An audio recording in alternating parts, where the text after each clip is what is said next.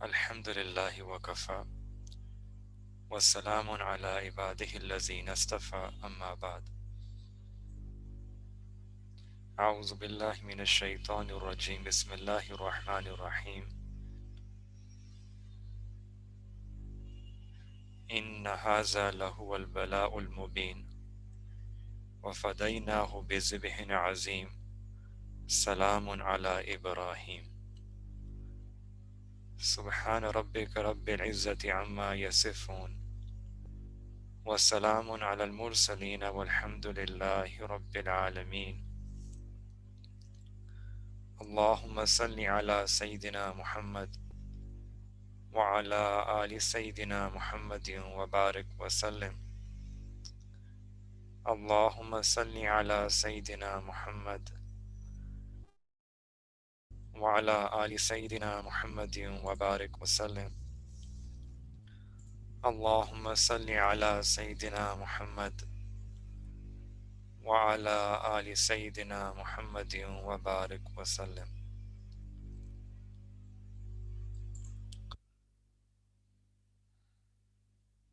Alhamdulillah, as we speak, thousands of Muslims, they have gathered right now in the sacred places of Makkah Mukarramah, Mina,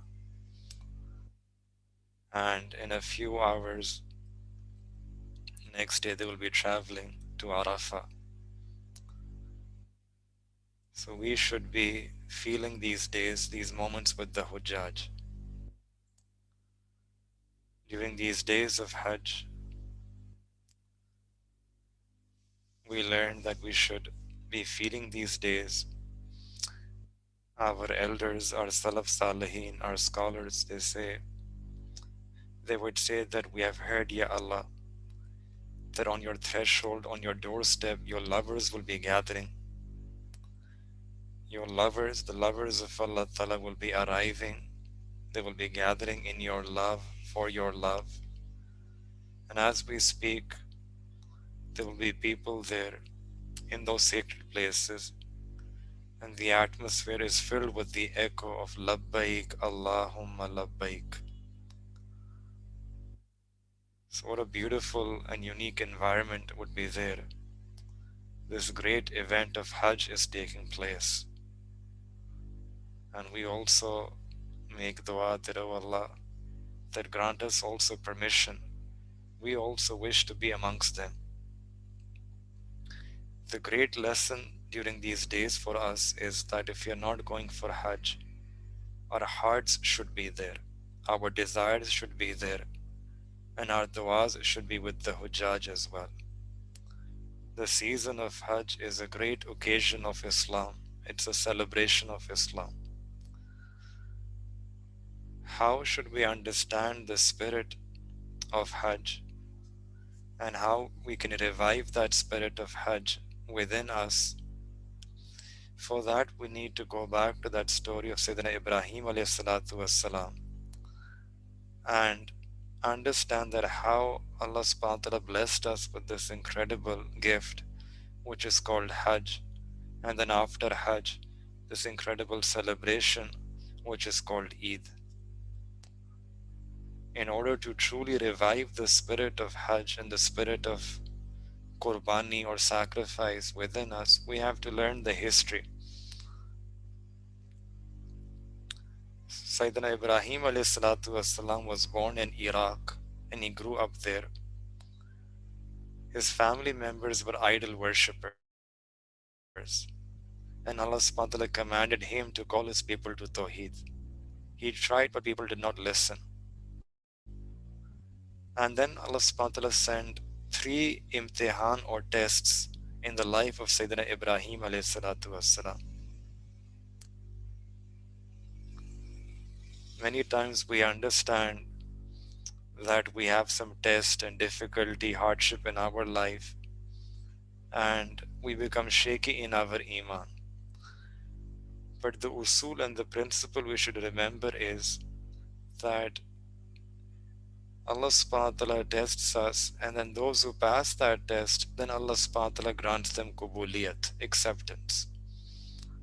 And the way we can understand this is that on our medicine bottles, we have this phrase, they write, shake well before use. That if you want to use this medicine, you should shake it well before using. This is the sunnat of Allah subhanahu wa ta'ala, that when Allah wishes to use someone for deen and grant them kubuliyah and an incredible, extraordinary kubuliyat, then before that Allah subhanahu wa ta'ala tests them, Allah ta'ala shakes them. So Sayyidina Ibrahim alayhi salatu wasalam was to be given this kubuliyat of creating the house of Allah subhanahu wa ta'ala. We do tawaf of this house of Allah. The Zamzam, this nemat of Zamzam was to come in the family of Sayyidina Ibrahim alayhi salam. And this incredible celebration of sacrifice and Eid was to come because of the barakah of the household of Sayyidina Ibrahim alayhi salam. But before this, Allah subhanahu wa ta'ala tested Sayyidina Ibrahim alayhi salam with 3 events. The first is that the father of Sayyidina Ibrahim alayhi salam used to carve idols. And the people, they became very angry with Sayyidina Ibrahim alayhi salam for breaking these idols. And then they built a very huge, fierce and a raging fire in which they wanted to throw Sayyidina Ibrahim alayhi salam. And they lit that fire for many days. And then they decided that harriquhu, we will burn Sayyidina Ibrahim alayhi salam. That fire was so intense that no one could go near that fire, so they built a catapult, like a swing, a big swing, in which they placed Sayyidina Ibrahim alayhi salam. And then they threw Sayyidina Ibrahim alayhi salam inside that fire. When Sayyidina Ibrahim alayhi salam was being catapulted into that fire, 2 angels, Hazrat Jibreel alayhi salam and Hazrat Mikail alayhi salam, they asked Allah subhanahu wa ta'ala for permission to assist Sayyidina Ibrahim alayhi salam. He was the Khalilullah, the friend of Allah. So they expressed their concern. Allah ta'ala granted them permission that go assist him. If he wants help, you can help him. So at this very critical moment, Sayyidina Ibrahim alayhi salam is in mid-air, about to land inside that fire. These 2 angels, they come and they ask Sayyidina Ibrahim alayhi salam that we are here to help you, command us and we will help you. And all what Sayyidina Ibrahim alayhi salam responds is by saying that, did Allah subhanahu wa ta'ala send you, or have you come of your own accord?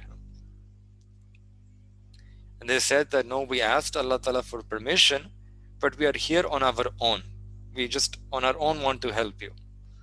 And Sayyidina Ibrahim alayhi salam then responded that in that case, I don't need your help. Allah ta'ala knows my condition. And the fact that Allah knows my condition, this is sufficient for me. He has knowledge of everything. Allah knows my hal, my state. I don't need your help. This was the level of iman and reliance and tawakkul of Sayyidina Ibrahim alayhi salam.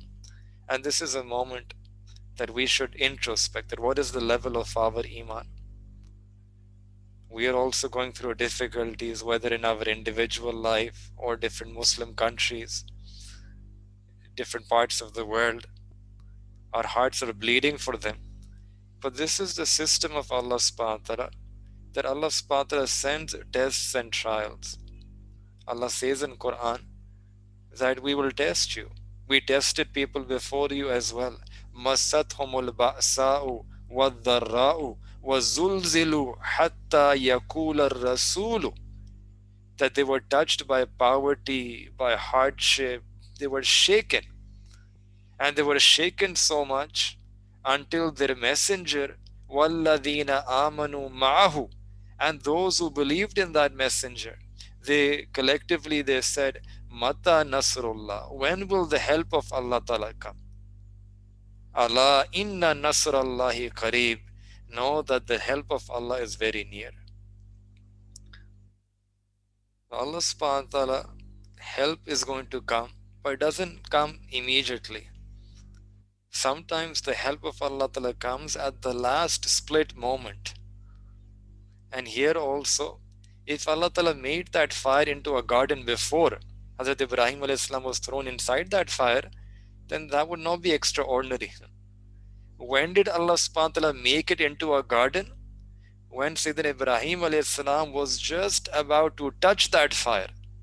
At that split moment, at that time, Allah Ta'ala showed His qudrat, showed His power. Allah Ta'ala commanded the fire, Kulna ya naru kuni bardaun wa salaman ala Ibrahim. That, O fire, cool down and become a means of safety for Ibrahim. Subhanallah. That don't become cold like a freezer, but become cool and comfortable for Hazrat Ibrahim alayhi salam. And the unbelievers, they saw that Sayyidina Ibrahim alayhi salam was enjoying the garden in the fire. Allahu Akbar. And it has been in a riwayat, it's mentioned that Sayyidina Ibrahim alayhi salam was cast into that fire for 40 or 50 days. And Sayyidina Ibrahim alayhi salam, he said that the days that I spent inside that fire were the best days of my life. I wish that my entire life was like those days that I spent inside that fire. The lesson that we can learn from this is never should we lose a trust in the power of Allah subhanahu wa ta'ala. No matter what happens, Allah subhanahu wa ta'ala is aware of our condition and Allah will send His help. We need to become strong in our iman and we need to learn this tawakkul and reliance on Allah. Then when Sayyidina Ibrahim alayhi salam, and we also learned that hidayat is not necessarily in miracles. People saw that miracle, but still did not bring iman. So this was the first test. Then a second test came in the life of Sayyidina Ibrahim alayhi salam. He came out from that fire and he said that, Inni zahibun ila rabbi sayahdin. I'm going to my Lord, Allah, He will show me the way. And this statement expressed his intention that I'm making hijrat. I'm migrating away from this place. So he left Iraq and he migrated to Canaan, which today we know as Palestine. And Allah subhanahu wa ta'ala describes this land as a land of barakah. Alladhi barakna hawlahu. Allah ta'ala has blessed this entire land. And then Allah subhanahu wa ta'ala blessed Sayyidina Ibrahim alayhi salam with a son, Sayyidina Ismail alayhi salam, and instructed him that to leave this land of milk and honey, this land of Palestine, which is what you call Sham, which includes Syria, Jordan, this whole entire area, this region is full of barakah. And Allah Ta'ala's blessings and barakah will continue to descend on these areas until Yawm al-Qiyamah. But here Allah Ta'ala instructed Sayyidina Ibrahim alayhi salam to leave this blessed region and go where? Go to a barren desert land of Makkah Mukarramah. A wadi, a valley which doesn't have any vegetation, no water. Makkah Mukarramah was a place, one poet he says that the condition of that place at that time was that fear was also afraid of that place. And that is how barren, unfamiliar, unknown, no vegetation, not even a blade of grass, absolutely nothing there. And the hukum came to migrate to that place. So Sayyidina Ibrahim alayhi salatu wasalam, he proceeded to that area.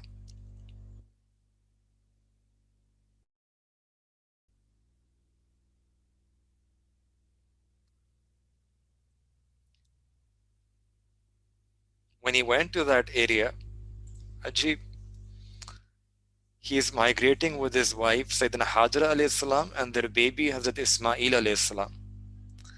On arrival, Allah subhanahu wa ta'ala commanded Sayyidina Ibrahim alayhi salam to leave his family and return back to Palestine. To leave his family there in that desert and come back to Palestine. Now, this is the imtihan, this is the test. And this is a very difficult test. We go to our offices and then sometimes we have this concern that what will happen back home. We have fikr about our children, about our spouse. There might be some emergency, they might need something. There's always this fikr and concern that my family is all alone. When we have to go to another city or another country, our family, they are protected inside their home. Still, we have this fikr and concern. And here, what was the hukum of Sayyidina Ibrahim alayhi salam? That leave your family and an infant, in a place where there is no water, no house, it's a desert, barren area. Any animal can come, a snake can come, any other animal can come. What, they will have to spend the night there. How will they pass the night? And there you have to leave your wife all alone.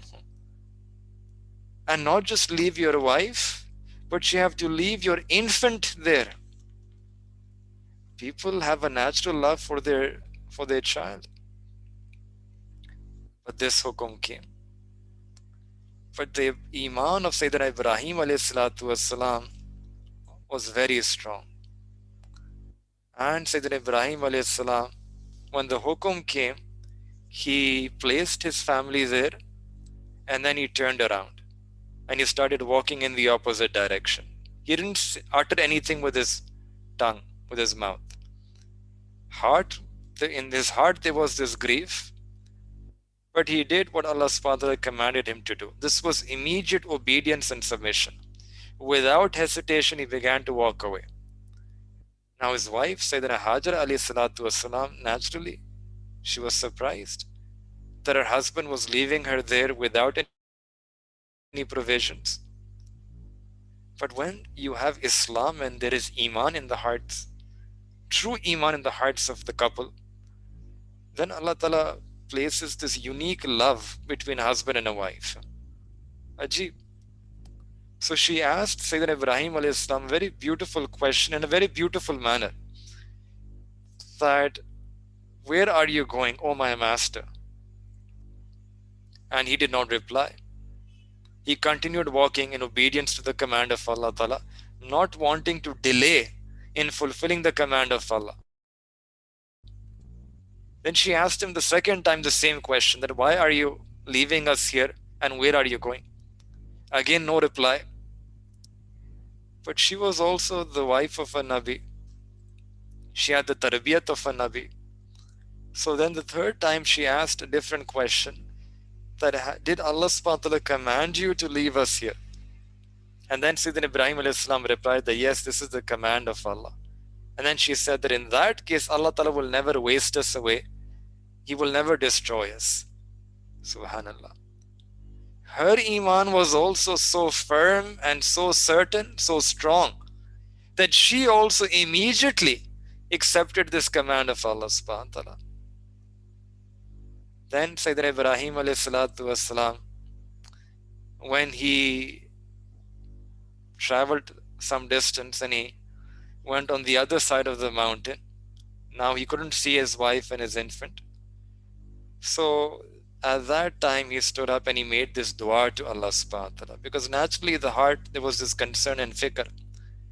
So he made this dua, Rabbana inni askantu min zurriyati biwadin ghayri zi zar'in inda baytikal muharrami. That, oh my Rabb, I have left my wife, my child, at a place which is near your house, in a region which has no vegetation.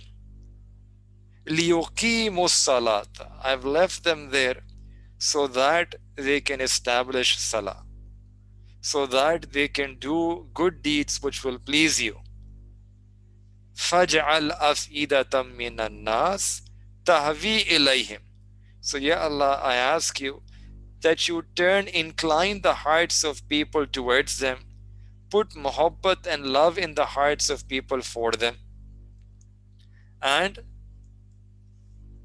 give them rizq. وَرُزُقْهُمْ مِنَ الثَّمَرَاتِ لَعَلَّهُمْ يَشْكُرُونَ. And Allah give them food and provision to eat so that they become grateful servants. And Sayyidina Ibrahim alayhi salam also made this dua, that Allah make this place a place of aman. Allah subhanahu wa ta'ala accepted this dua as it is. But in fact, Allah subhanahu wa ta'ala gave much more to Sayyidina Ibrahim alayhi salam. Made this a place of aman And Allah subhanahu wa ta'ala provided all kinds of fruits and provisions to that place. Today, if you go to Makkah Mukarramah, you see that every fruit is available there. This is the barakah of this dua of Sayyidina Ibrahim alayhi salam. So Sayyidina Ibrahim alayhi salam, he succeeded in this test as well.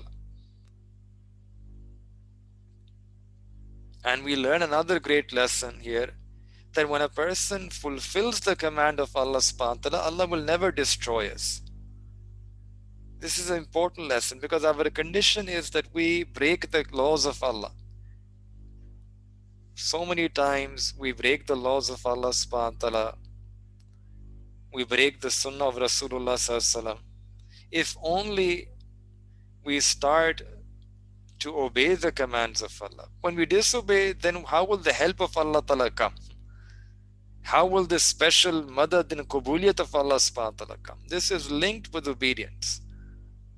That if we can bring it back, that obedience. Sayyidina Ibrahim alayhi salam, he obeyed the command of Allah in such difficult circumstances. What happened? Allah ta'ala took care of his family. And not just took care of the family, Allah ta'ala kept their lives as an example for all of us, for all of mankind. Honored Sayyidina Ibrahim alayhi salam and honored every single fard, every single individual of the family of Sayyidina Ibrahim alayhi salam until Yawmul Qiyamah. Allahu Akbar. Now when the Hujjaj, they run between Safa and Marwa, they are emulating Hazrat Hajar alayhi salatu wassalam, who in her desperate plight, she ran between Safa and Marwa. There was no water. She is running between Safa and Marwa in search of water. And then after the 7th chakkar, the 7th round, Allah subhanahu wa ta'ala gave her this nemat of Zamzam. And where did this Zamzam flow from? The water of Zamzam came forth at the heel of Hazrat Ismail alayhi salam, who was an infant. In his restlessness and his thirst, he was kicking his feet in the ground. And Allah Ta'ala brought the spring of Zamzam into existence at the heel of Hazrat Ismail alayhi salam. The meaning of Zamzam is stop, stop. And if a Mahadra alayhi salam, she had not said Zamzam, this water would have continued flowing on the earth. In Hadith, the Prophet said that may Allah Ta'ala have mercy on the mother of Ismail. Had she let the Zamzam flow without trying to control it, or had she not scooped from that water to fill her water container, then Zamzam would have been a stream flowing on the surface of the earth. And today, alhamdulillah, we find the water of Zamzam all corners of the earth. Millions of liters are being consumed by the Hujjaj every day. Millions of liters are taken by the Hujjaj back to their countries. Millions of liters are transported from Makkah Mukarramah to other places, to Medina Munawwara, for the visitors who are there. Allahu Akbar. But the water never disappears. The water never finishes. And Allah Ta'ala has established such a system, all because of the barakah of that sa'i of Amma Hajara alayhi salatu wassalam. This is her kubuliyat.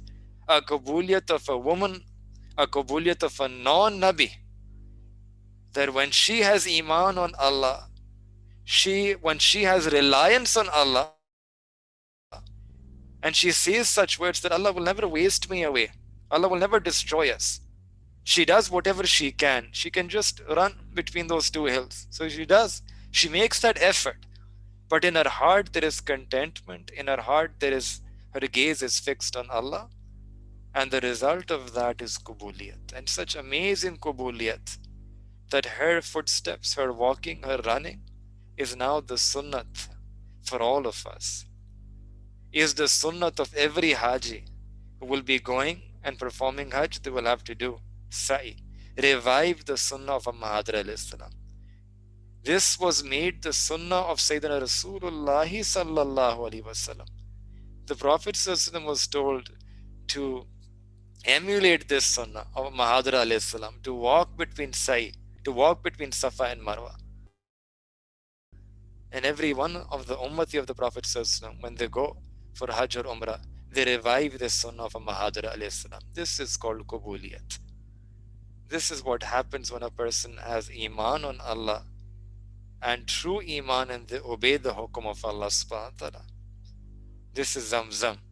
The barakat of Zamzam is the obedience of Allah ta'ala, is reliance on Allah ta'ala. And we learned this, that when we are obedient to Allah ta'ala, Allah ta'ala will grant us this unlimited barakah. Barakah unlimited. One poet used to say that Allah, my lap is so small and limited, your gifts are so great and unlimited. Allahu Akbar. Then, when Sayyidina Ibrahim alayhi salam, he passed this test, then came the third test, which was perhaps in one sense the most difficult of all, which was the sacrifice. After 9 years, Sayyidina Ibrahim alayhi salam, he made hijrah, he came back, his wife was there, his child was there. So after 9 years, Allah subhanahu wa ta'ala then told Sayyidina Ibrahim alayhi salam, was commanded Sayyidina Ibrahim alayhi salam, that now go back. Go and visit your wife and visit your son. And then Allah subhanahu wa ta'ala instructed Sayyidina Ibrahim alayhi salam to slaughter his son. Now this is also another amazing story.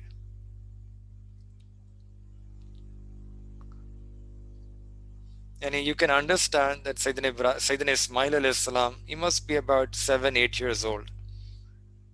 And Sayyidina Ibrahim alayhi salam, he saw a dream in which he saw that he is doing zibah of his son. This is why, the reason why I said this is one of the greatest imtihan is because with your own children and to do such an act, it's very difficult, inconceivable. But this was the hukum of Allah subhanahu wa ta'ala. So Sayyidina Ibrahim alayhi salam, he conveyed this command of Allah ta'ala to his son, asking him that what does he think about this. Qala ya bunayya, Allah in Quran mentions that he said to his son that, oh my beloved son, inni ara fil manami, I see in a vision, a dream, that anni asbahuka, that I'm offering you in sacrifice. Fanzur maza tara, now tell me what is your view. Sayyidina Ibrahim alayhi salam was not making mashwara with his son, that tell me. He was actually testing his son to gauge the level of his iman, the degree of his submission, to see the fruits of his mother's ta'aleem and tarbiyah. He wanted to ask this question, he wanted to know the reply, so that he would know how to carry out the hukum of Allah subhanahu wa ta'ala. The hukum of Allah needed to be carried out. But if Sayyidina Ismail alayhi salam, he does it willingly, then there will be one way to carry out this hukum. And if he refuses, then there will be another way to carry out the hukum. So he was testing his son. But then the reply came from his son, Allahu Akbar.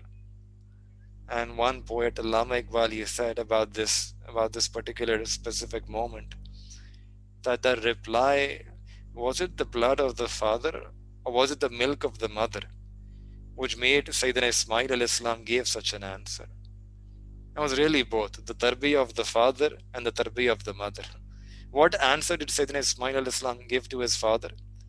He said, Qala ya abati, oh my father, if al-ma tu'mar, do as you're commanded. Satajiduni insha'allahu minas sabirin. You will find me, if Allah wills, to be practicing patience, to be amongst the sabirin. From this we learn how important tarbiyat is. We need to give our children the proper tarbiyat, the proper Islamic education, Islamic nurturing, Islamic training, to be like this, a good, sincere, devoted Muslim. We need to take a lesson from Umm Hajra alayhi salam. She's a role model for all mothers. she brought up her son so beautifully, nurturing this obedience to the command of Allah, this absolute submission to the hukum of Allah, that he could present such an answer.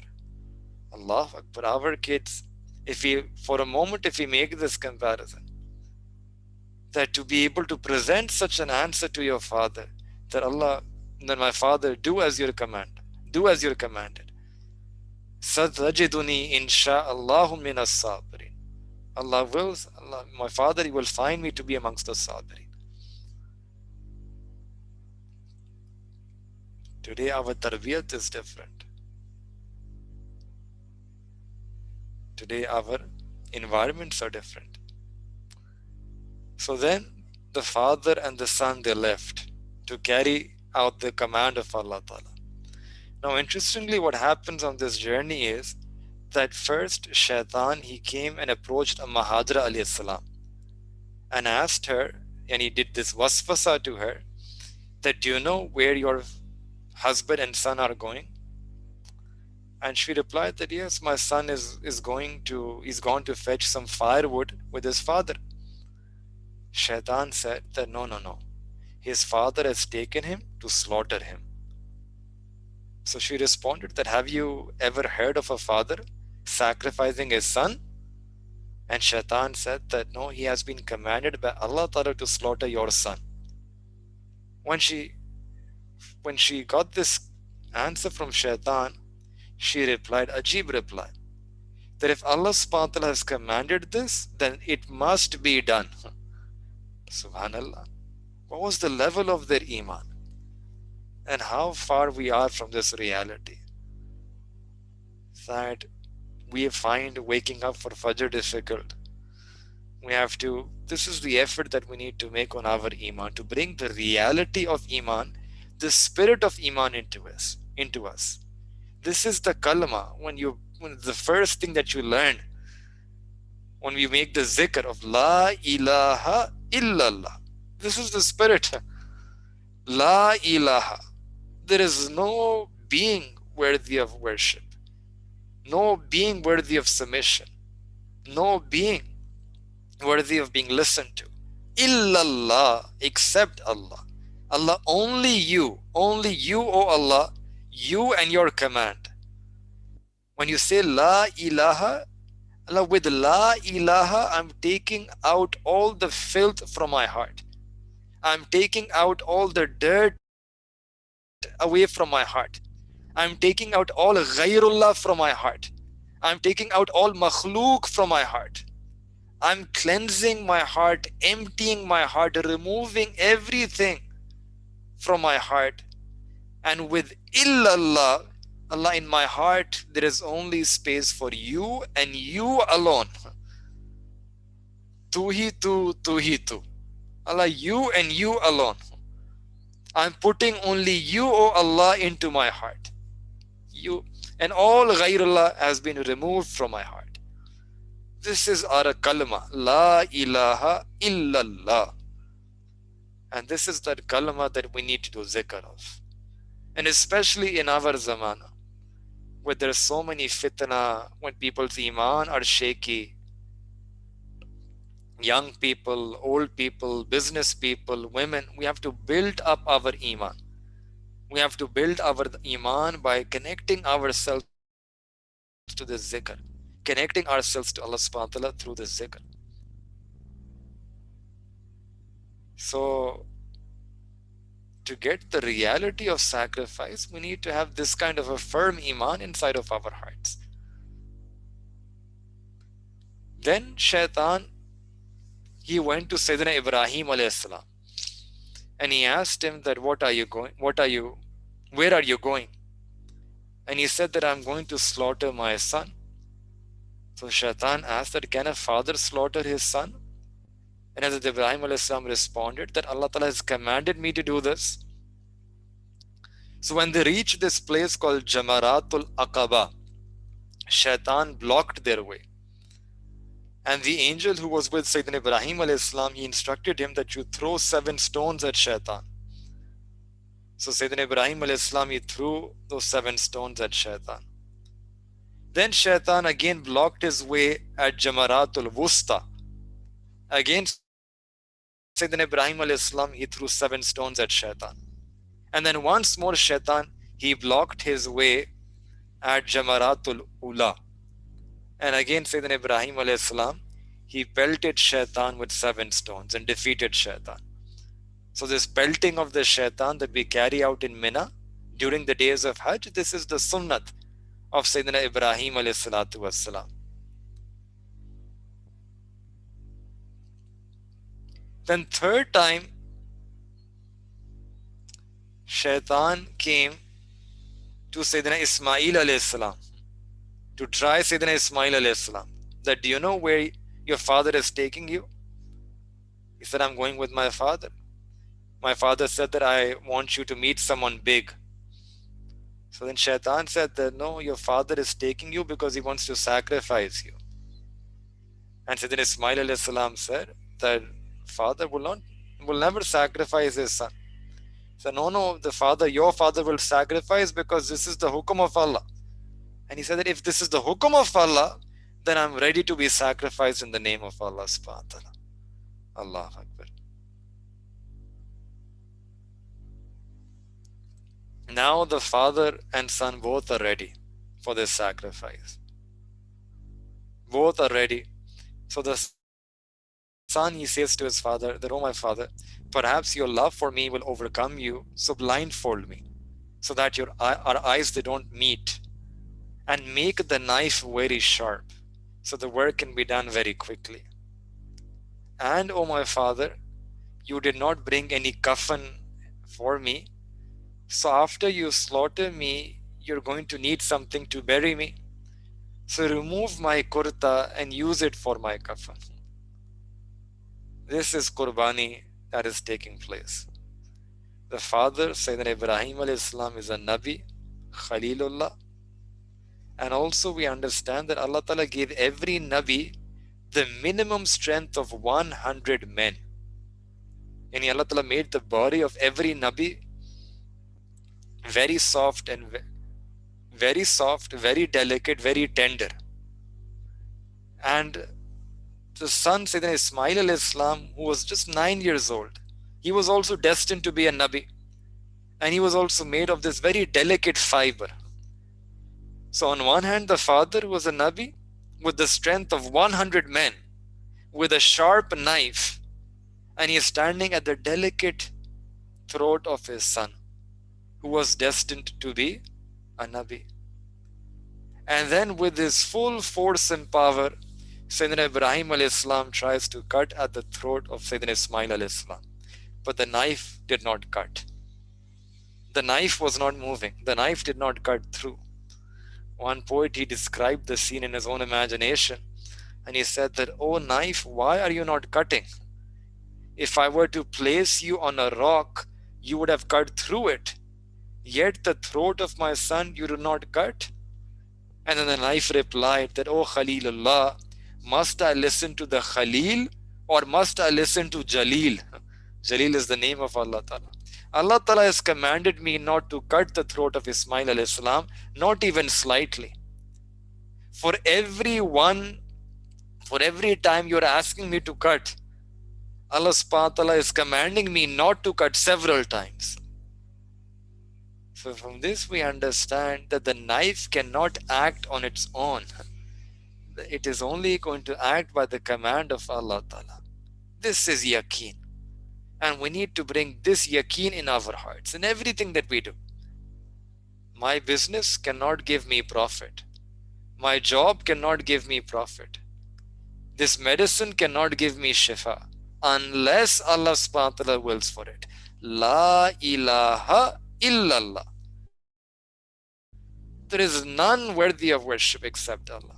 There is none worthy of that power and qudrat except Allah. La ilaha illallah wahdahu. He's one, He's alone. Allah subhanahu wa ta'ala alone has all the qualities of providing. This business, my factory, my job, this career, these are all sabab, a means. This medicine is a means. We have to adopt the means because we are living in this world of means, which is Darul Asbab. However, there should be yaqeen that it is Allah subhanahu wa ta'ala who has the power over everything. Allah ta'ala provides, Allah ta'ala cures, Allah ta'ala does whatever He wills. Wahdahu la sharika lahu. And in the execution of all affairs, running the entire universe, la sharika lahu. Allah ta'ala is independent, doesn't need anyone, doesn't need anything, doesn't need not even the malaika, not even the angels. So when Sayyidina Ibrahim alayhi salatu wasalam, he passed this test with flying colors, then Allahu Akbar, Allah subhanahu wa ta'ala, about this Allah ta'ala mentions, this was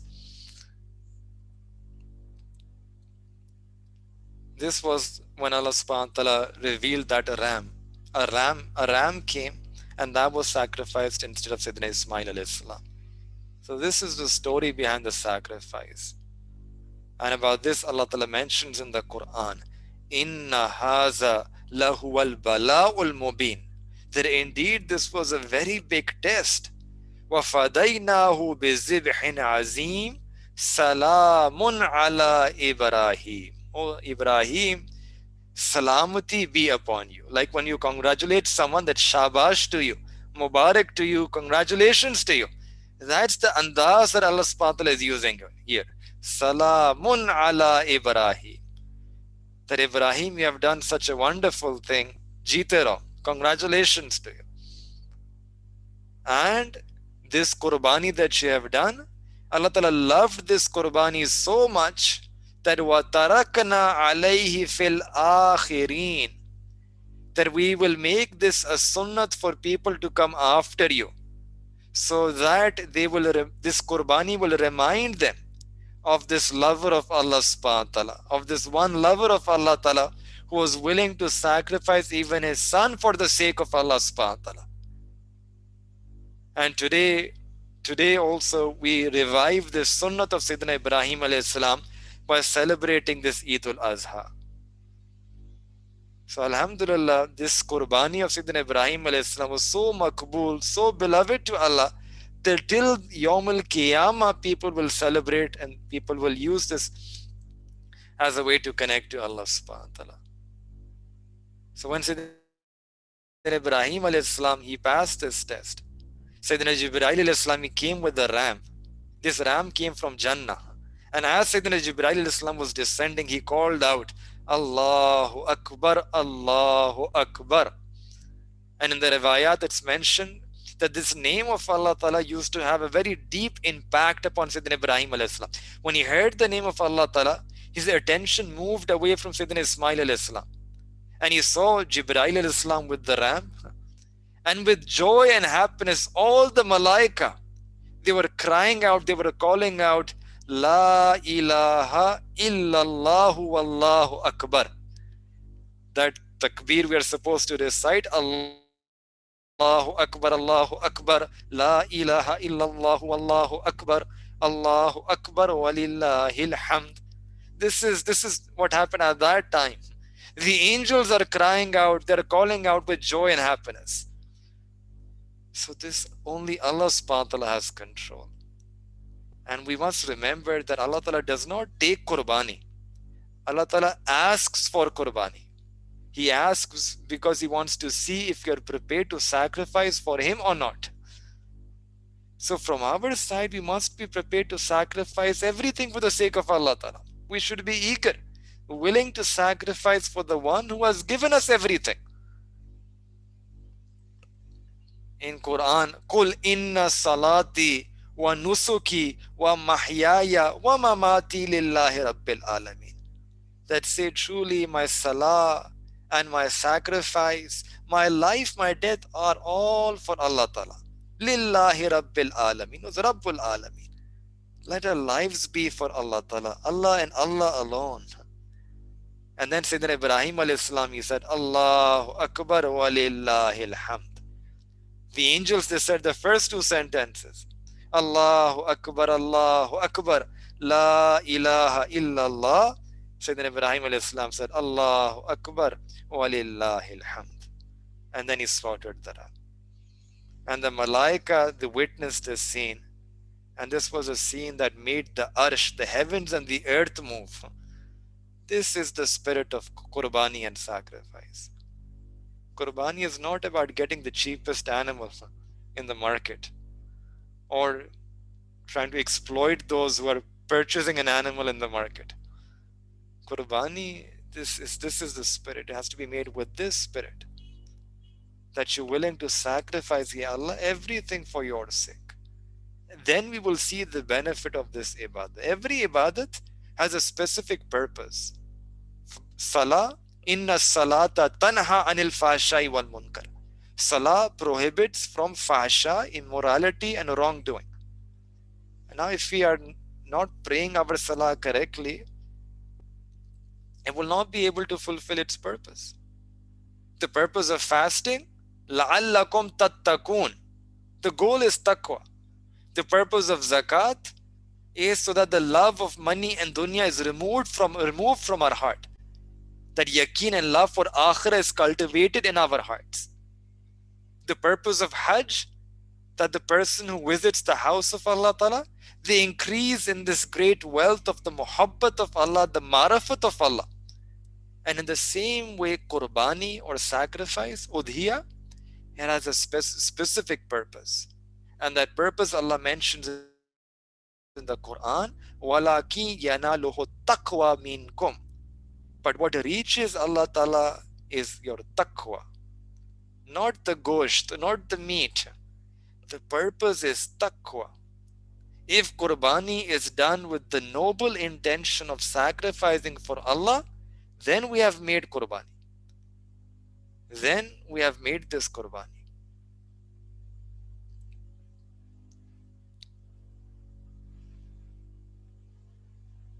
So when you make qurbani, then the correct way, mustahab, is that you keep 1/3 for yourself, 1/3 for family and friends, and 1/3 is for the poor. We must also remember that qurbani is not for charity.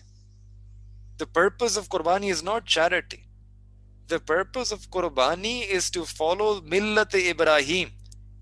And this lesson that we are willing to sacrifice everything for the sake of Allah. The purpose of qurbani is to do ita'at of the hukum of Allah. Sami'na wa ata'na. We listen and we obey. Not specifically charity. If you're really concerned about charity, then we can slaughter an animal every month and we can send the meat to them. Purpose of qurbani is this ittaba millat Ibrahim, is to do amal on the hukum of Allah. It is an ibadat on its own, with its own particular purpose.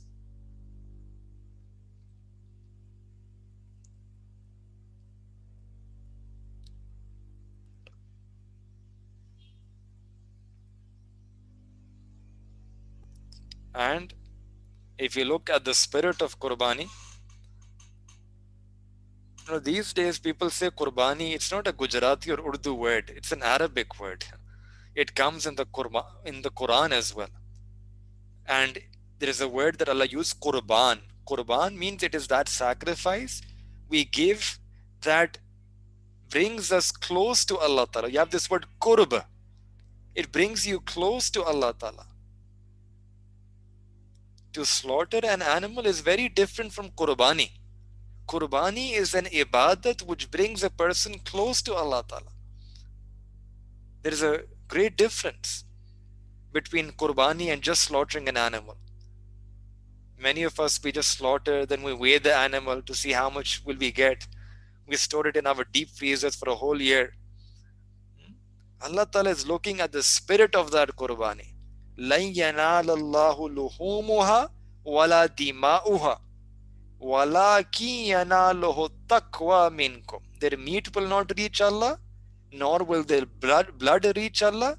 What reaches Allah is your taqwa that is within you, taqwa that is within us. So we have to bring this reality and spirit of qurbani back, this taqwa. This qurbani was a practice which goes all the way back to Sayyidina Adam alayhi salam. It was there in the Sharia of every Nabi.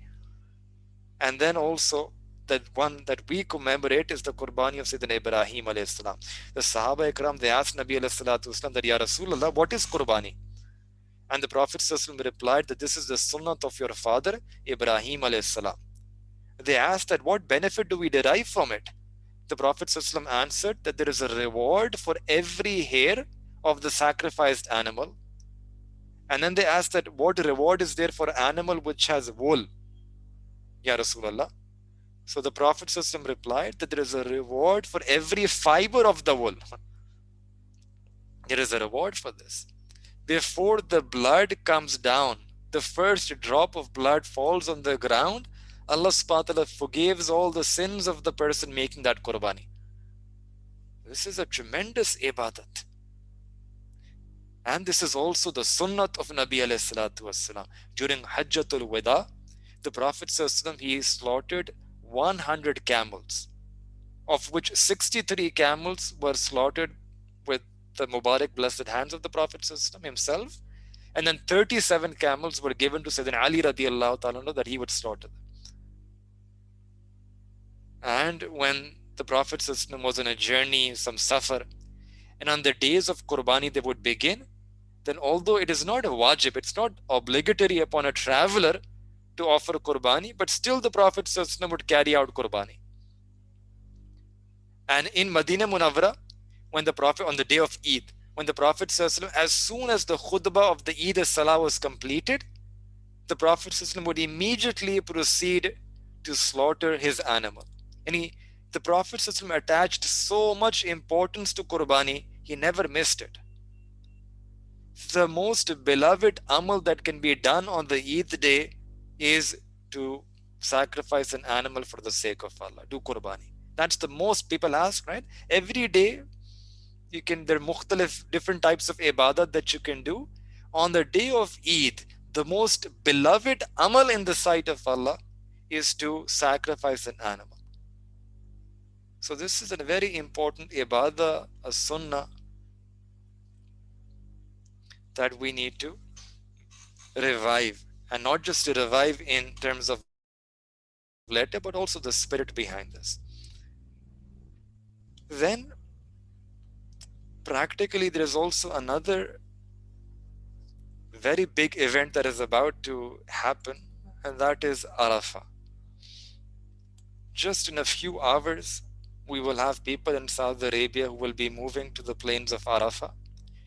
For, depending on where you are, for some of you, the day of Arafah will be tomorrow. And for the others, people here in Pakistan, the day of Arafah will be day after tomorrow. It's very important that we have a heightened sensibility of this day of Arafah. In fact, not just the day of Arafah, all these days of Hajj.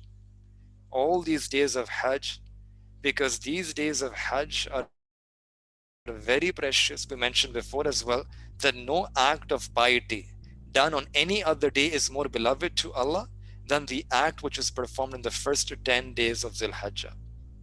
Fasting every day is equivalent to fasting one entire year, and spending night in ibadah is equal to the ibadah of Laylatul Qadr.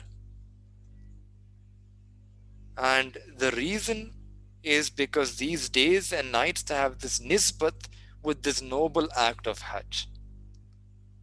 But then the climax of all of this great mercy of Allah Ta'ala, there's already so much incredible mercy in these first 10 days that if we can just tap into the power of these 10 days, this power is affecting all of the 10 days, all of the 10 nights of this month of Dhul Hijjah. The climax, however, is the 9th of Dhul Hijjah, which is Yawm al-Arafah. Those on Hajj, it has a very special significance. All the Hujjaj, they will gather together in the plains of Arafah, and they will do what is called the Wukuf Arafah. But those who are not able to go, they should still observe this day by number one, fasting on this day. The Prophet ﷺ mentioned that the fasting on the day of Arafah, it compensates for 1 year of previous sins and 1 year of future sins. And number two, we should be making more and more ibadah and dua on this day. And number three, we should have a feeling, we should always be thinking. And again, not just for Arafah, but we should generally be thinking these days about Hajj. We should be lost in thoughts about Makkah Mukarramah, about Muzdalifah, about Mina, Arafah, Medina Munawwara. We should be all be thinking about that. Those who have been there, those who have not been there, thinking about those places. Use this in our du'as that, Ya Allah, in this night, in this moment, many of your lovers have gathered there. And Allah, they're asking you, begging you, crying to you. Allah, I ask you, Allah, here I am separated miles away from them. Allah, my heart is with them. Allah, my heart has feelings for them. My heart is connected with them. Ya Allah, whatever you're giving to them, Allah, give to me as well. Allah, however you are blessing them, Allah, bless me as well. However you are forgiving them, Allah, forgive me as well. This is one of the most important things we need to do in these days and nights. Now, observing this day of Arafah is very important.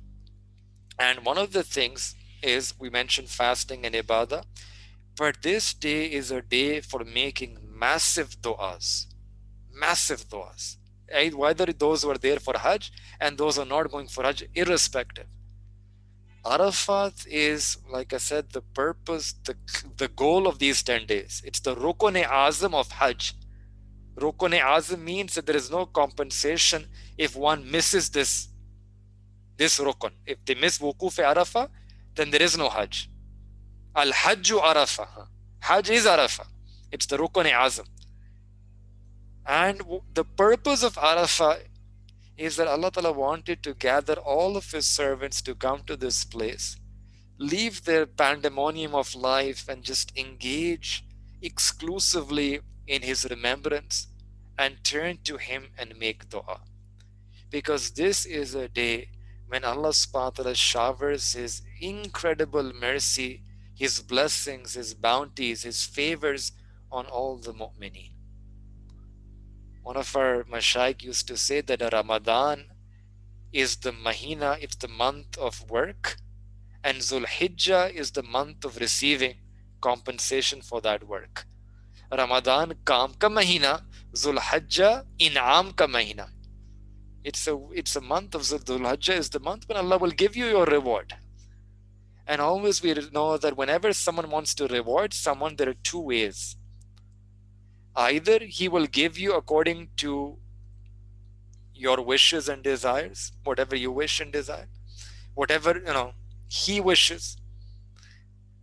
And if He is someone very big, He will declare that ask whatever you want to ask. I have a lot to give you. I'm not constrained. Just ask. Tell me what you want and I'll give it to you. And you take your car to the mechanic to get it fixed. You can either decide the payment up front that, you fix my car, this is how much I'm going to pay you. Or you can say that, look, fix this car and then tell me whatever the payment is, I will give you your payment. Allah says in Quran, وَلِلَّهِ خَزَائِنُ السَّمَاوَاتِ وَالْأَرْضِ, that to Allah belongs all the treasures of the heavens and the earth. The day of Arafah is the day to get these treasures from Allah subhanahu wa ta'ala. Whatever you will ask, Allah is willing to give. Whatever you want to ask, you should ask. And now this is practical. Practically, this is the day for making dua. Whether it's for those who are, it's the day is coming tomorrow or the day after tomorrow, we should spend this day in ibadah and especially in making dua. Ad-dua mukhul ibadah. Dua is the essence of ibadah. Ad-dua huwal ibadah. Dua is ibadah itself. And in dua, it's ajib that we are making dua for the things that we need, but still it is counted as ibadat. When we pray salah, if I pray salah for dunya, that salah will be rejected. In dua, I'm making dua for my dunya, but it will be written down as ibadah in the court of Allah. This is the beauty of dua. And Allah wants us to make dua, and especially on this day. So we should ask Allah subhanahu wa ta'ala. Ask dil khol ke mange. Ask whatever we want to, whatever we need, whatever we desire, whatever we want from Allah. Yes, there is a proper adab to make dua, that a person should seek forgiveness first for their own sins and shortcomings. We make tawbah first and foremost of the sins that we have done. of our heedlessness, our ghaflat, our negligence, we ask Allah Ta'ala for istiqamat on a life of deen, on a life of tawbah, life of taqwa, to have this love for Allah in our hearts, the fear of Allah, the love for Rasulullah Sallallahu. So we make dua for our deen, we make tawbah, but then we also ask about the dunya. There should be no hesitancy in asking anything that we need from Allah Ta'ala. The Prophet ﷺ said that even if you want a shoelace, ask Allah Ta'ala for that. So ask Allah Ta'ala on this day. Spend this day in dua. Ask for your career goals. Ask for those who want good job. Ask Allah for a good job, for a good salary. For those who are unmarried, ask Allah for a pious spouse. For those who are married, ask Allah for pious children. Make dua to Allah Ta'ala for anything that you need. Our identity is that we are sa'il. We are beggars in the court of Allah. So if that's our identity, our job profile is to ask, then why shouldn't we ask to our fullest? We should dil khol ke mange. Just open up our heart and ask Allah Ta'ala whatever we need. Ask Allah Ta'ala with consistency, and another thing, ask Allah Ta'ala with certainty. And the reason we should ask Allah Ta'ala with certainty is because this day is very special. It's special for the Hujjaj, and because of the barakah of Hujjaj, it's special for us as well. And if it was a matter of our du'as, then we would be unsure whether our dua is accepted or not. But we should make dua under the shade of the dua of the Prophet ﷺ. The Prophet ﷺ said that on this day, Allah Ta'ala accepts the dua of the maghfirah for the Haji and the dua which the Haji is making for other people as well. The Hajjaj are there, they're making dua for all the ummah. They are making dua for us, we should be making dua for them. It's a day when Allah subhanahu wa ta'ala sends His incredible mercy upon all the ummah, the entire ummah.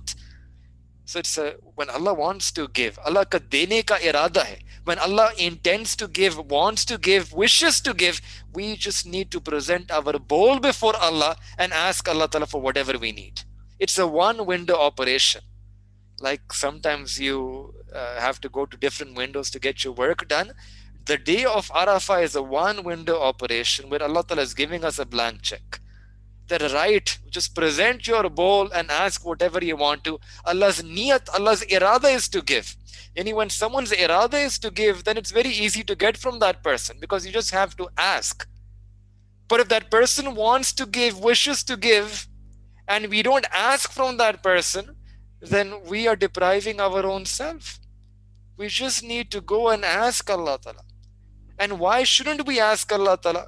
This is one opportunity that Allah Ta'ala has given us. If we blow this opportunity away, then what happens is, all of us know what happens. That we spend the entire year complaining to other people about our situation. We start to ask other people that give me this and give me that.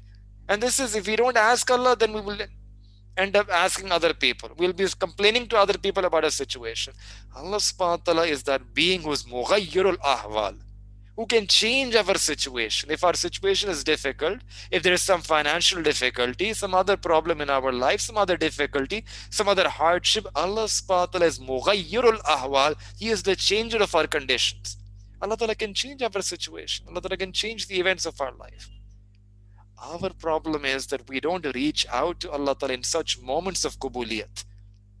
And then throughout the year we are complaining that I'm worried about my job, I'm worried about this issue, that issue with my kids, with my children, with my husband, with my wife, with my in-laws. These are the most afzal ayyam. In a hadith, the Prophet ﷺ said, the most afzal ayyam are these days. The Prophet ﷺ told us that on this day of Arafah, shaitan is dismayed, saddened, and humiliated.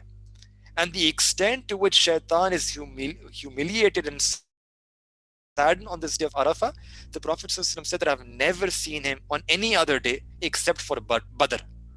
That either it was the battle of Badr, on that day shaitan was saddened and dismayed, and after that it was this day of Arafah. Why? Because shaitan sees that all the effort that I did on this person to bring him away from Allah. This person now is turning to Allah Ta'ala in Tawbah. This one Tawbah is going to wipe away my whole effort. The years of his efforts are gone. A lifetime of sin can be forgiven on this day if a person makes true Tawbah. So it's a day for making true Tawbah to Allah Ta'ala. And it's a day to make true du'as to Allah Subhanahu wa Ta'ala. And we should not feel any hesitancy or shyness in asking. Ask whatever you want to ask. Once there was a person who went for Hajj and he held on to the Ghilaf-e-Kaaba and he was making dua that Allah, I ask you for millions and millions of dollars. And the other person was sitting, we heard this dua and he sort of said that you're asking for this much, for this is so much. And he said that mind your own business, I'm not asking you. I'm not asking you. Right? We're asking Allah subhanahu wa ta'ala. For Allah Ta'ala, nothing is less, nothing is more, nothing is less. Allah will wants to give. So we should look at the azmat of Allah subhanahu wa ta'ala and then ask. And ask with certainty, and yes, ask with humility. Because zor zabardasti nahi. We're not trying to force our way in. We should ask, display humility, ajizi, begging, asking Allah that Allah send your fazl and rahmah, and with your fazl and rahmah, Allah accept these du'as, accept our tawbah. So there is phenomenal, incredible power in these moments, this day of Arafah. One moment is enough to make a fasik person, a person who is distant from Allah, that person become the muqarrab of Allah, the wali of Allah. These are the golden moments of our life that are coming up. The prime time of our life, the prime moments of our life. You should make dua individually. You can make dua collectively. Make dua with your tongue. Make dua by raising hands. When you get tired of raising hands, make dua silently with your tongue. When the tongue becomes tired, make dua with your heart. Sayyidina Abu Bakr Siddiq radiallahu ta'ala anhu, he said that the best dua is the dua of tears. Make dua with your tears. Make dua with this ajazi, with this desire, with this tadap, with humility. A mother, people ask that, what dua should I make? A mother who has lost her child, she doesn't need to be told what dua to make. She knows what she has to make, what she has to ask. Her heart is bleeding with that pain, with that sadness, with that desire, with that tadap. That's how we should be. That someone who we just have to present ourselves to Allah. Allah, my life depends on you. Allah, my everything in life, Allah, depends on you. Allah, I'm asking you. I'm presenting my whole self to you.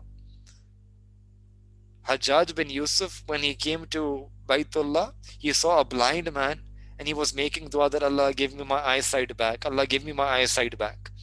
So that blind person, he had completed 3 rounds around Khane Kaaba. So Hajjaj bin Yusuf told him, look, I'm starting my tawaf right now. If you don't get your eyesight back before I finish my 7 rounds, I'm going to kill you. And now Hajjaj bin Yusuf, he was known like a person who would do what people, whatever he said, he would just carry out that command. So then what happened was that this blind man, he made dua, and he made dua with so much ajazi, so much desire, so much tadap, that in the riwayat it's mentioned that before he completed his 7 rounds, Allah subhanahu wa ta'ala gave him his eyesight back. That's the level of humility and certainty with which we should be making dua. That whatever I'm asking Allah ta'ala, Allah will grant me. This is a big mistake that we start to doubt our dua. That I am so far away from Allah, how can my duas be accepted? We begin to have shak in our duas, that maybe my dua will not be accepted. No, we should make dua with yaqeen. Ana inda zanni abdi bi. Allah says that I am with my servant as he thinks about me. So we think about Allah with certainty that Allah will accept my dua. Why? Because Allah has made a promise in the Quran to me. Ud'uni, make dua to me, astajib lakum. Surely I will accept your dua. When Allah subhanahu wa ta'ala is promising to us in the Quran that Allah will accept our duas if we make dua to him, then we should have this pakka yaqeen on the promise of Allah. We should have conviction on the promise of Allah, and with that conviction we should make dua. And keep on making dua till you reach Shara Sadr in your heart. But yes, there is a condition that make dua where your heart is attentive towards Allah. हाँ, दिल में गैर ना हो, दिल को खाली करके मांगे. Empty your heart of ghairullah. Attach your heart to Allah and exclusively Allah, and then make dua with your heart. So this is our time that is coming up, prime time, prime moments to exert ourselves in ibadah, to tire ourselves in ibadah, to seek bounties and blessings and barakat from Allah Ta'ala through dua. And it's a time that we can fix our relationship with Allah Ta'ala. We can turn back to Allah Ta'ala. Whatever distance that has come between us, we can remove that distance. We can attain that closeness, that qurb of Allah through this act of qurbani, through this ibadah on the day of Arafah. These are the moments. We can turn back to Him. These are the days and we can begin to have this ta'alluq with Allah, ta'aruf of Allah. We can attain this muhabbat of Allah, increase in this muhabbat of Allah, attain this ma'iyyat of Allah, this companionship of Allah. These are the days to make Allah Ta'ala ours. Make Him yours, win Him over. And then one last thing, which is of a practical relevance, is which is called takbir and tashriq. From the 9th of Zil Hijjaah, starting from Fajr Salah up till and including the Asr Salah of 13th of Zil Hijjaah. Again, from the 9th of Zil Hijjaah, starting from Fajr up till and including 13th Zil Hijjaah Asr Salah. It is wajib that Muslim male or female, they should recite the following phrase after every fard salah. Allahu Akbar, Allahu Akbar, La ilaha illallah, Wallahu Akbar, Allahu Akbar, Walillahil hamd. So it's wajib to recite this once after every fard salah for men and women, and sunnat to recite this 3 times after every fard salah. The men should recite this with an audible voice, and the women, they should recite it in a low voice. Many of us, we recite this, but again, like we mentioned about Qurbani, it's not just about the words, not just about the act, it's about the feeling, it's about reviving the spirit. And the spirit behind reciting these words are this phrase. Allah Ta'ala loves us to say this phrase, Allahu Akbar. And Allah Ta'ala has asked us to say this phrase many different times in many different contexts, but the feelings are supposed to be different. The feelings are supposed to be different. So I actually want to mention this, that with what feelings we're supposed to recite this phrase, Allahu Akbar, La ilaha illallah, Wallahu Akbar, Walillahil hamd. So we start this on the 9th of Zil Hijjah. 9th of Zil Hijjah is Yawm Arafah. That is when we started this particular phrase. Now, what is the feeling we're supposed to feel when we recite this phrase? These feelings will change in these days from 9th till the Asr of 13th. There will be 3 different feelings. The feeling on the 9th of Zil Hijjah, when we utter these words, will be different from the feeling that we have when we recite this on the 10th of Zil Hijjah, and that feeling will be different than the feeling that we have when we recite this on the 11th, 12th, and 13th. So you can slot this into 3 categories. The 9th Zil Hijjah is one type of feeling. 10th Zil Hijjah, which is the Eid day, another type of feeling. And then 11th, 12th, and 13th, we recite this with yet another type of feeling. Now, this is what Mashaykh, they teach us. Mashaykh, they teach us how to feel the feelings of Allah subhanahu wa ta'ala. We have the words. The Qari will tell you the words. The Alim will tell you the meanings behind those words. The Mashaykh, the Shuyukh will tell us the feelings we're supposed to have when we utter those words. So now, what are the feelings? On the 9th of Zil Hijjah, when a person recites this, we should be feeling the azmat of Allah Ta'ala. That Allah Ta'ala's azmat, Ya Allah, your azmat is so great that it is above and beyond Him having to forgive us. When you say Allahu Akbar, that Allah subhanahu wa ta'ala is greater. This is the greatness of Allah. And what particular aspect of His greatness are we focusing on? That Allah Ta'ala, your greatness is so great that it is above and beyond Him having to forgive us. And then it is only Allah Ta'ala's mercy, that's why Allah Ta'ala forgives us. In other words, if you sin against Him even once, Allah Ta'ala's azmat would have determined that you will be in Jahannam forever. That's the dictates of the requirements of Allah's azmat. You misuse your eyes once, Allah Ta'ala can make a person blind at that very moment. You listen to anything haram, person is made deaf at that very moment. Someone said a lie, is made mute at that moment.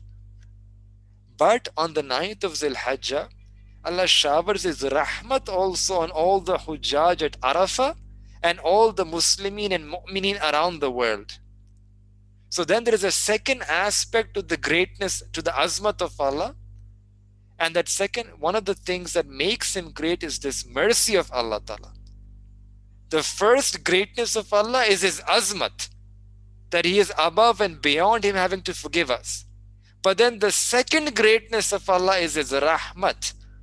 وَلِلَّهِ الْحَمْدِ. So that's the second phrase. That all praise and any praise and every praise is to Allah Ta'ala, who is so great in His azmat, in His maqam, in His rank, yet He is also so great in His mercy, in His rahmat. Normally, the more senior the person is, the less you think that you will be forgiven. The more senior the person is, you think now I'm caught. But here Allah Ta'ala's greatness, His azmat is so great, His maqam is so great.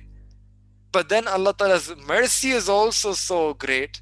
And then we say, وَلِلَّهِ الْحَمْدِ. That truly, all my praise can belong to such an Allah Ta'ala who is great in His maqam, yet so great in His rahmat as well. This is the feeling that we're supposed to have when we recite these takbir and tashriq on the 9th of Dhul Hijjah. Then on the 10th of Dhul Hijjah is the day of Eid. Now Eid is that day that Allah subhanahu wa ta'ala is happy to see you happy. That's the best way to put. That's the best way to understand Eid. Eid is that day that Allah subhanahu wa ta'ala is happy to see you happy. 9th of Dhul Hijjah is the day when Allah subhanahu wa ta'ala is happy to see you crying in tawbah, to see us crying in tawbah, in dua. On the 10th, Allah subhanahu wa ta'ala is happy to see us laughing and smiling. Allah ta'ala is happy to see us, that we have joy and content and merry and delight. All in a halal way, right?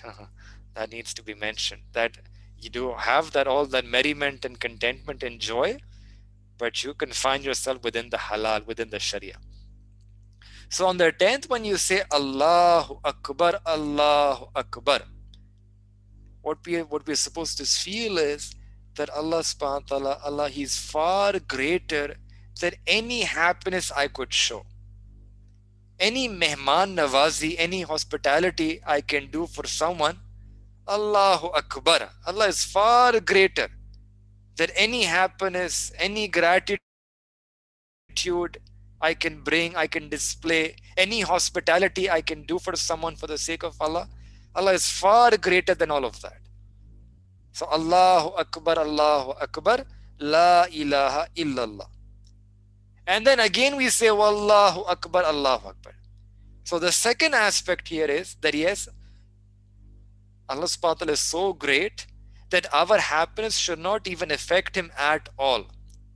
But then part of His second greatness is how much love Allah has for the mu'mineen. How much love Allah has for the mu'mineen. Because again, the more senior you go, the less affected that person is by emotions. right? If I say something to my brother, he will be affected by my emotion. But if I go speak before some higher authority, they won't care about my emotions. But if you have Iman, then part of Allah Ta'ala's greatness is His love for you. On one hand, so in other words, to be untouched and unaffected by human emotion, that is one aspect of the kibriyai of Allah Ta'ala. That billions and billions of years of crying mean nothing. This is the independence of Allah, the shan of Allah. Allahu Samad. Allah is independent of His creation. He is be-niyaz, doesn't need any of His creation. But because of Iman, the second part of His greatness is that Allah Ta'ala is concerned with our emotions. Allah Ta'ala, He honors even one tear of the mu'min. The unbeliever can shed literally oceans of tears for billions of years. Means nothing. No effect on Allah. But if Iman is there in the heart, if there is Iman in the qalb, this Iman is so beloved to Allah that one tear of a moment is enough. When Allah Ta'ala listens to the tear, He can make it a means for forgiveness and can make it a means for entering into Jannat for all of eternity. Now when we feel this, then we say, Allahu Akbar, walillahil hamd. That only to such a beautiful Allah belongs my praise. That on my small action, this small emotion, my small desire, but Allah Ta'ala values it so much to the extent that Allah forgives me. This is the greatness of Allah. And to such an Allah belongs all my praise, all hamd. So this is the feeling we're supposed to have when we recite this on the 10th of Hijjaah. Then on the 11th, 12th and 13th of Hijjaah, these are known as the days of Tashriq. In English we call the days of drying the meat. Because earlier period they used to dry the meat. This is before fridges, right? Before refrigerators and deep freezers. So what feeling we're supposed to have on these 3 days? Now you can understand the sequence, right? So there'll be first part, Allahu Akbar, La ilaha illallah. When we recite Allahu Akbar, we're saying that, Ya Allah, Allah Ta'ala is far above this animal sacrifice. Far above this animal sacrifice. And He's slaughtering the animal. What does it mean to Allah Ta'ala? Allah Ta'ala doesn't need the animal. He doesn't need the blood, doesn't need the meat, doesn't need the hide. Allah Ta'ala, He's far greater than this animal sacrifice to reach Him, to influence Him. So Allahu Akbar, La ilaha illallah.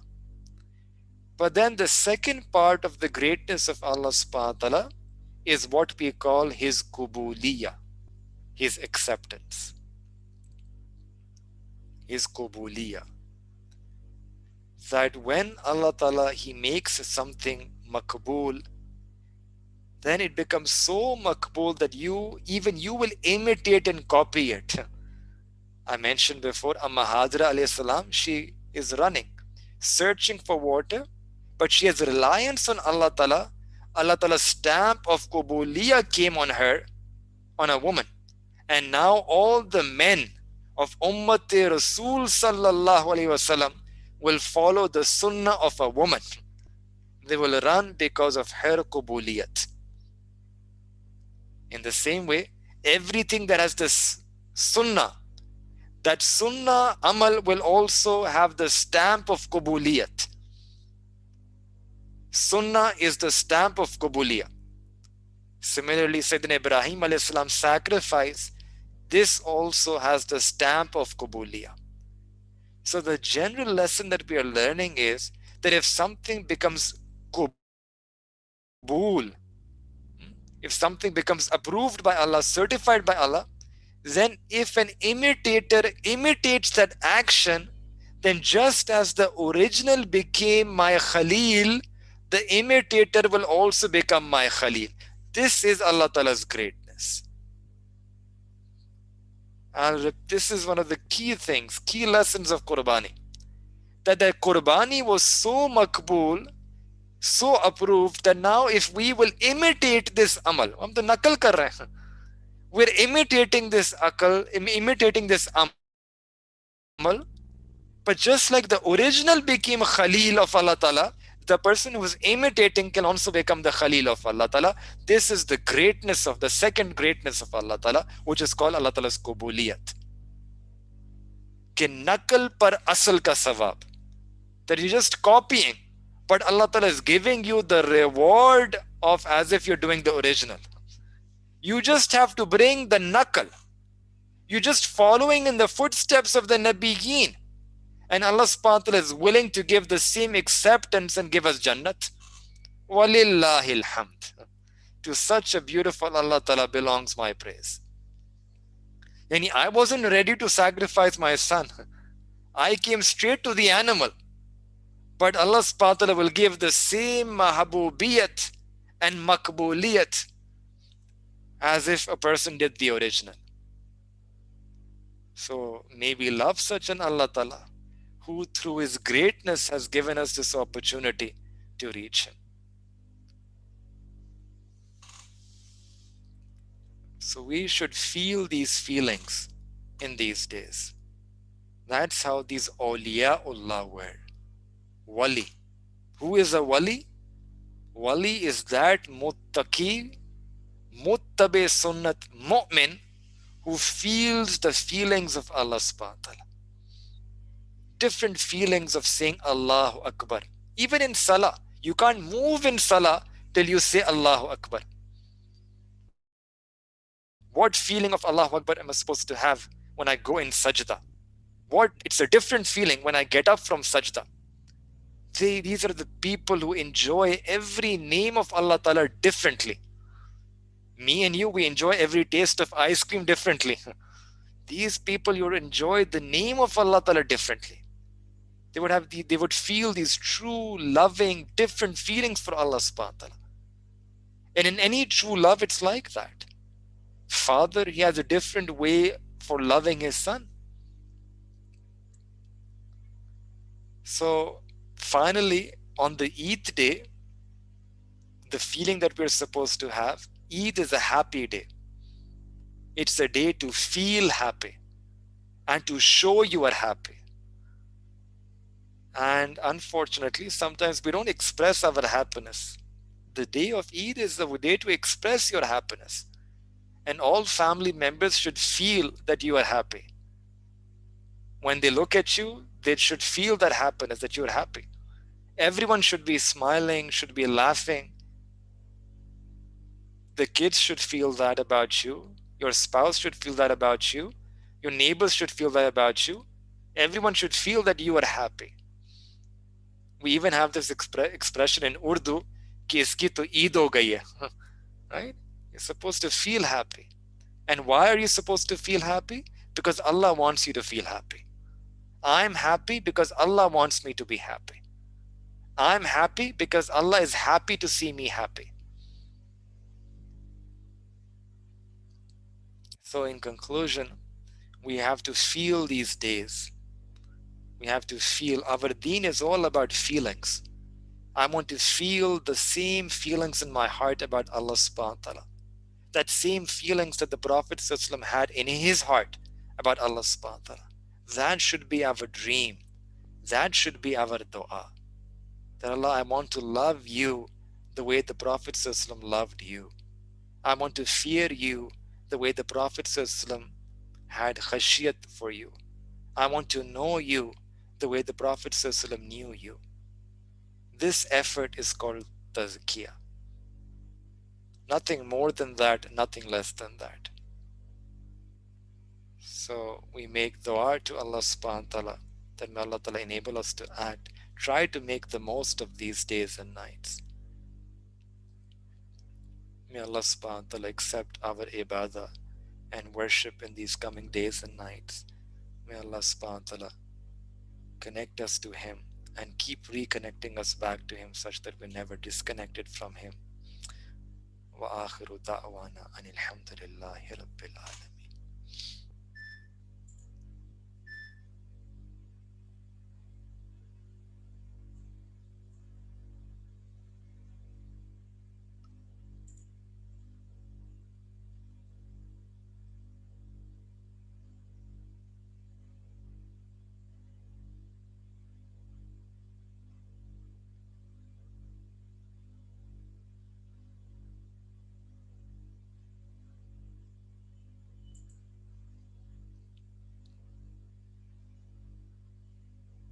We'll end with the dua, inshallah.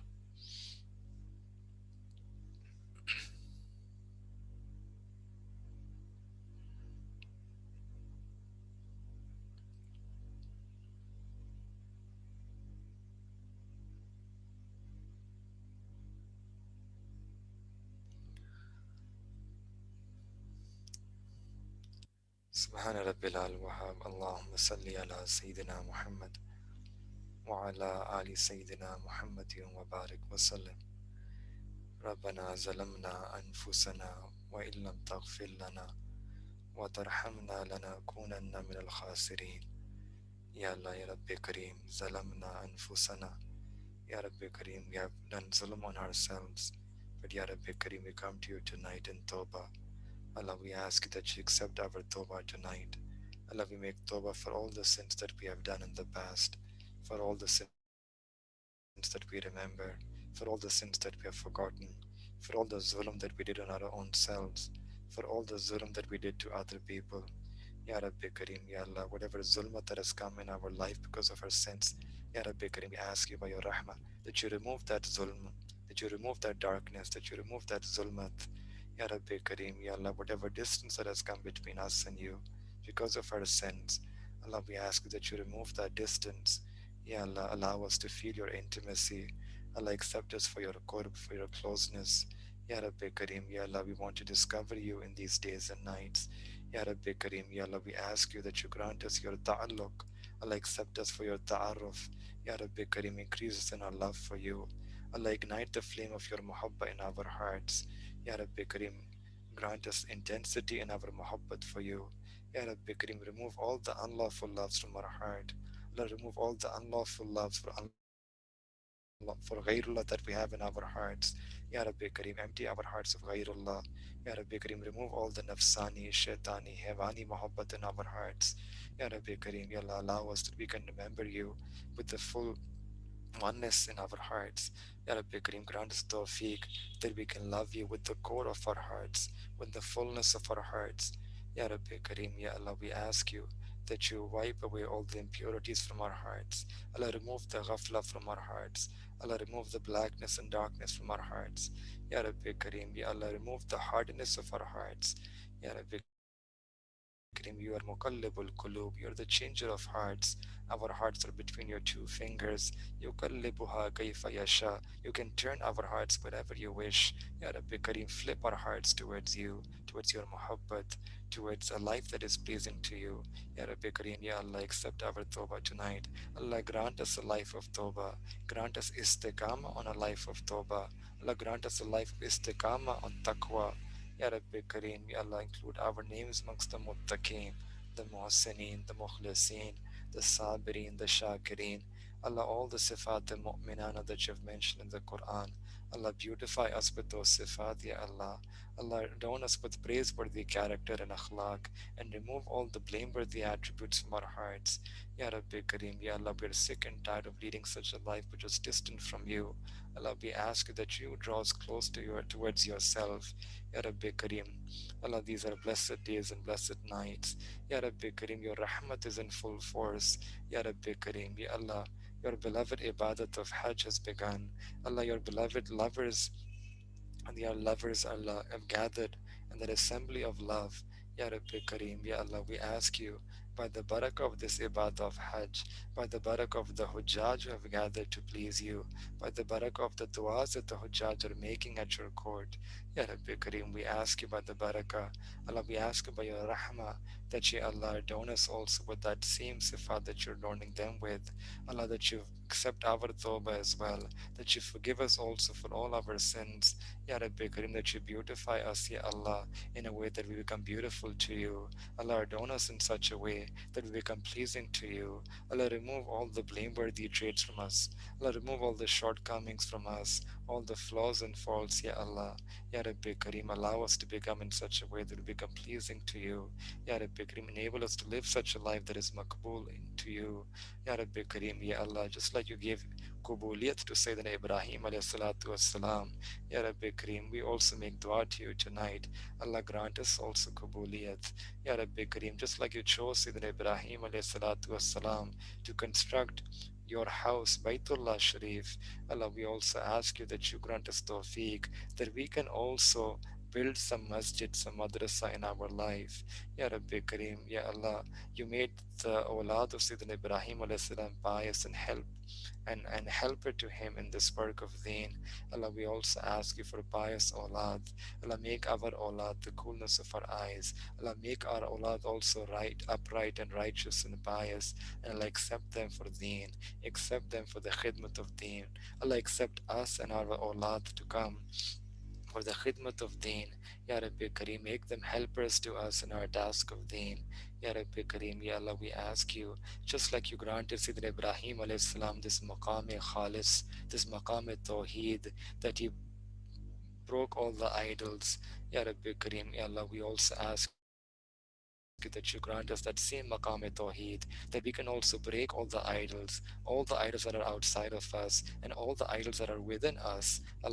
Ya Allah, allow us to break the idol of our nafs. Allah, our nafs has become nafs amara.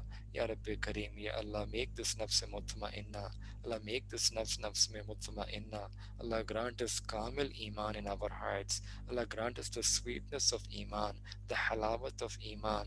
Ya Rabbi Kareem, Ya Allah, grant us the strength of iman, the lazzat of iman. Ya Rabbi Kareem, Ya Allah, grant us yaqeen on your zat. Allah, grant us yaqeen on your promises. Allah, grant us conviction in our iman. Allah, grant us, Ya Allah, ilmul yaqeen, ainul yaqeen, haqqul yaqeen. Ya Rabbi Kareem, grant us shara sadr in our iman. Ya Rabbi Kareem, Ya Allah, just like, Ya Allah, you made the fire cool down and made that into a garden for Sayyidina Ibrahim alayhi salatu wassalam. Allah, we ask you that you, Allah, make the fire of Jahannam, save us from that fire of Jahannam, and Ya Allah, allow us to enter into the garden of Jannah on the day of Qiyamah. Ya Rabbi Kareem, accept this dua from all of us tonight. Ya Rabbi Kareem, Ya Allah, just like you give kubuliyat to each and every individual in the family of Sayyidina Ibrahim alayhi salatu wassalam. Allah, we ask you that you give kubuliyat to each and every individual in our own family. Ya Rabbi Kareem, Ya Allah, you gave Mahajar alayhi salatu wasalam such a kubuliya. Allah, make the women of our house also follow in the footsteps of Mahajar alayhi salatu wasalam. Allah, grant them that same iman that she had, that same tawakkul that she had on you, that same yaqeen and iman and conviction that she had on your that she had on your being, Ya Allah. Ya Rabbi Kareem, Ya Allah, grant the women of our house that same sabr and that same shukr, that same tawakkul, that same iman that she had. And Ya Rabbi Kareem, grant them that same kubuliya that you gave her. Ya Rabbi Kareem, Ya Allah, Sayyidina Ismail alayhi salam, Allah, you accepted him to be such a obedient son. You accepted him to be the helper in building Baitullah Sharif. Ya Rabbi Kareem, make dua for our awlad as well. Ya Rabbi Kareem, Ya Allah, make our awlad the coolness of our eyes. Ya Rabbi Kareem, Ya Allah, you allowed this nemat of Zamzam to flow, Ya Allah, from the family of Sayyidina Ibrahim alayhi salatu wassalam. Ya Rabbi Kareem, we also ask you that you allow such a Zamzam to flow from us as well. Allah, allow some uh, Zamzam of ilm to flow from our family. Allah, allow this Zamzam of your qurb and muhabbat to flow from our family. Ya Rabbi Kareem, Ya Allah, from Sayyidina Ibrahim alayhi salatu islam. Allah, you allowed all the Anbiya alayhi salatu islam to come from his progeny. Allah, in the same way, Ya Allah, we ask you that you allow that the awliya can come from within our family as well. Ya Rabbi Kareem, all the neek ruh that are supposed to come, allow them to come from our families as well.